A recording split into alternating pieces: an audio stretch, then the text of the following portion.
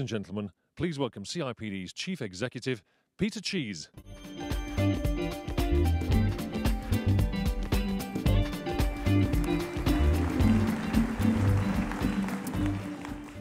Well, good morning. You look all bright and cheery and ready for a fantastic 2 days ahead of us. I'm certainly really excited. I mean, there's so much chatter out there on social media, but this is going to be a fantastic couple of days. It's our centenary conference, as I'm sure you all know. I think I've lost count of the number of ribbons I've cut and cakes I've cut and almost babies I've kissed this year.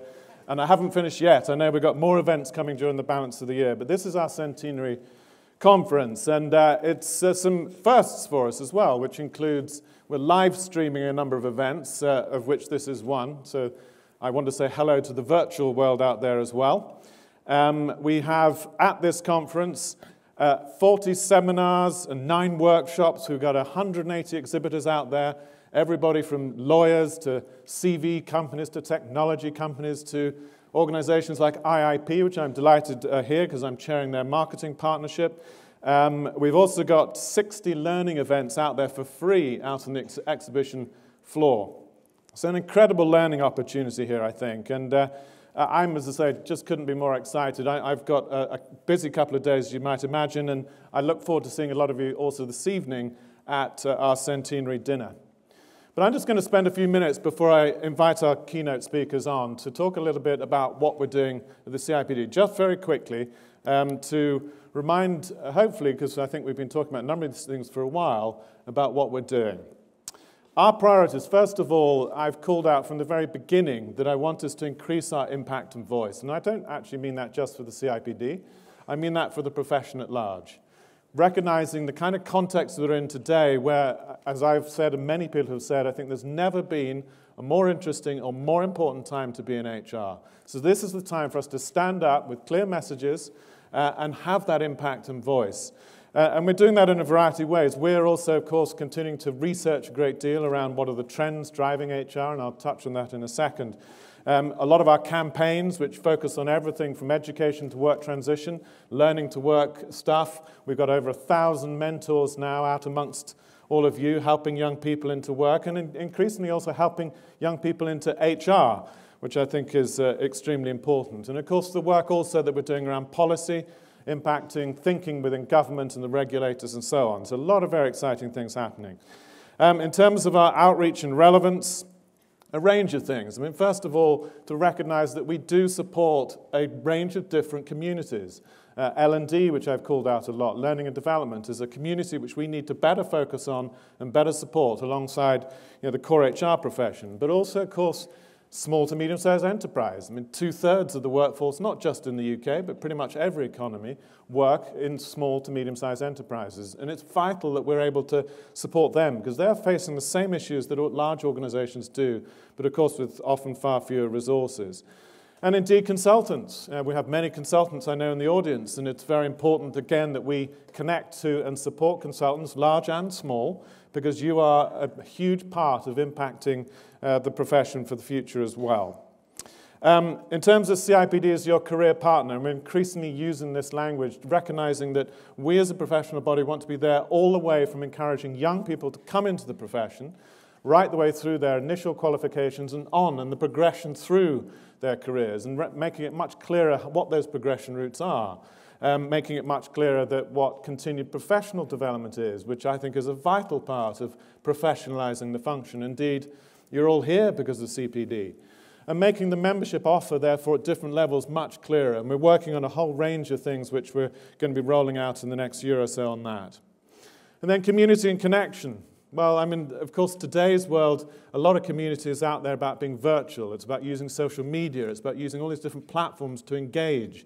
But not just to engage in a one-way dialogue, but a two-way dialogue, a co-creation of ideas and helping to build the profession for the future collectively. So we're doing a lot of work now on our digital platforms and digital strategy, upgrading our infrastructure to provide better support and connections. And of course also through to our branches, the physical connections that we have, and how we make more of those and share and collaborate across what best practices, if you will, across different branches, both here and internationally. So finally, on the internationalization one, I mean, we live in a global world. There's no two ways about that. And in the UK, we have one of the best established professional bodies, is the CIPD, but we also have, in my experience, one of the most established HR professions. And I think we have a huge opportunity to extend that influence, if you will, internationally. And beyond that, of course, within our own membership, we have 30, 40,000 of our members who have international responsibilities or are working internationally. So we need to be relevant in an international world, and that means collaborating and connecting with HR institutes around the world, and I'm delighted there are many represented here from literally all four corners of the globe, and supporting the growth of the profession, professionalizing it, improving qualifications and standards and so on, and that's something that we're very passionate about. So a lot of things going on there, and I've just headline at 4 o'clock I'm going to be out on the exhibition floor talking about some of those sorts of things that we're doing and giving you a chance to ask questions more directly of me. So I'll see hopefully some of you out there a bit later. Now the other thing I just wanted to very quickly talk to you about was we have been doing a lot of, as I said, research and connection and collaboration over the last year and a half, which is very exciting. A lot of new thinking coming together. And we're starting to build this framework to try and make sense of all this stuff. And at the top end there is the context, something which is so important that we understand as professionals. What is the changing context, the changing nature of work, the kind of jobs that people are doing and how they're doing them, the changing nature of the workforce, all of the demographics, the young generation, what are the aspirations and thinking, and of course, what are the skills of that workforce of the future? And the workplace itself, what is the nature of a modern workplace, which is becoming increasingly networked and increasingly virtual, increasingly mobile, and so on. And these are hugely important contextual shifts for us to understand and take advantage of as a profession. And of course, beyond that, the economy and the regulatory and political environments. On the left there, the business and commercial insight and analytics. We've long talked in our profession about getting more insight, more data, and we sometimes talk about HR speaking the language of business. Well, I believe also we need to have the business language for HR. We need to be clearer about very key metrics, which we've debated for a long time, like what is our headcount and what do we mean by that? And then how do we link to value and proper insights? So the whole world of data and analytics is a hugely powerful driver for the future of our profession. And we're working very closely in collaboration with CIMA. Some of you may have seen that we called out a strategic partnership with the Chartered Institute of Management Accountants. And I headline that by saying this is about bringing the world of finance and HR much closer together. And through that program of work with sponsorship and support from the UK Commission, working with IIP, CMI and various other bodies, we are now embarked on a program to develop a framework for human capital measurement, which is really exciting stuff, something we've tried in the past. I believe, and many believe, now is the time we need to land this, and we've got to move beyond the language of saying all this stuff is intangible. It can't always be intangible. We've got to make the intangible more tangible so that we can demonstrate the value and the importance of investing in people for the future success of organizations. And on the bottom there is what we're labeling the science of HR, which I think is our foundation. I think over the years have lost a bit of sight of what this is all about and got rather obsessed by processes. Let's build more processes, let's make them more efficient. When actually what this is about people. It's about how people are engaged, how they're motivated, how they learn, how they respond to stress, how they think about leadership, how they work effectively together in teams. And all of that, of course, is stuff often we've known for a long time. And one of the people we're collaborating with closely, Dan Pink, who you'll hear on this stage tomorrow, called that out in his book, Drive All the Surprising Truth About What Motivates Us, which just says, look at all this research over these years. We have known what it is to create an engaged workforce, an engaged working environment, but we have not always been applying it. Now, in addition to that, in more recent years, we've got all this neuroscience stuff, how the brain really works.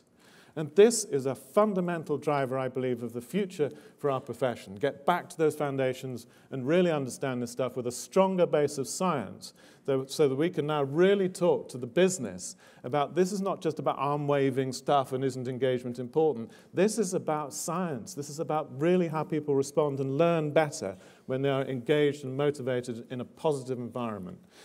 And indeed, you're going to hear a bit more about that after me. And then the processes. So given all of that, what is it that we're trying to create as a function? Maybe we need to reinvent some of this stuff. And of course, many of you, I'm sure, participated in the hackathon that we ran with Gary Hamill over the course of the summer, and we're going to be kind of reporting on some of that here at the conference. But that was a hack about what should an organization really look like if it's agile and adaptable, and through that, what should HR be doing to enable that kind of organization. So a lot of this stuff on HR process has got to be, in many ways, reconstructed from these other domains, but also understanding what are the HR operating models of the future. What is the kind of the beyond, in quotes, Ulrich model? And incidentally, we're working closely with Dave Ulrich, who always said that wasn't what I was saying. It was not that HR was just about creating shared services and centers of excellence. It was about HR driving more value. That was simply an operating model to help us get there. So that's all of that stuff. And in the end, what we're trying to do, of course, is to help to create a better environment to manage people more effectively. This headline that we called out as our purpose, championing better work and working lives. And also, of course, helping to create the organization of the future. So, a quick run around of some things we're up to. But that gives, I think, a very good introduction. And I'm delighted to be able to welcome Rob Goffey and Gareth Jones here today to give the keynote speech. I'm sure many of you know of both of them, but Rob is the Emeritus Professor of Organizational Behavior at London Business School, a school I know extremely well, and he's chair of the Organizational Behavior Group. He's published over 10 books and over 80 articles, but he is an academic, so he has to do these things, right? His latest article, co-authored with Gareth, is on creating the best workplaces on earth, which was in Harvard Business Review very recently. Gareth is visiting professor of IE Business School in Madrid and a fellow of the Center of Management Development at London Business School. And I know that Gareth and Rob have known each other since student days, so they're a pretty accomplished double act, as you'll see in a minute. Gareth is himself a long-established HR practitioner. He held senior vice president roles in HR at Polygram, and then his most recent big HR job, which he's probably thankful he's no longer at, was Director of HR at the BBC. So he's got lots of tales to tell there. Anyway, without further ado, it gives me real pleasure to be able to introduce Gareth Jones and Rob Goffey, who are going to talk about the best workplace on earth, and I'm quite sure will link to many of the themes that I've just given you. So please welcome them on stage.